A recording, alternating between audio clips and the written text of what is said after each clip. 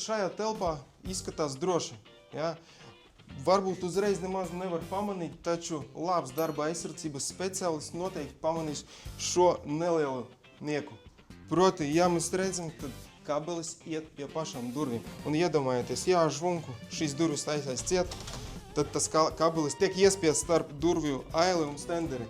Un sanāk, ka viņš ik pa laikam tiek deformēts, lausts un bojāts.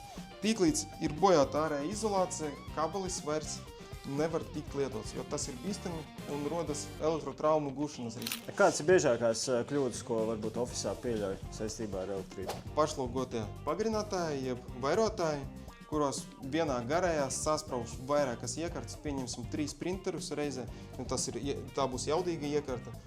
Ziemas laikā tie varētu būt sildītāji, ja, un nākamais punkts, ka tos pagarinātājus vienkārši izmetā pa grīdu un pēc tam pāri viņam brauc ar saviem kреслiem. Bojājot tos pagarinātājus, protams, radot bīstamību elektrodrošības risku.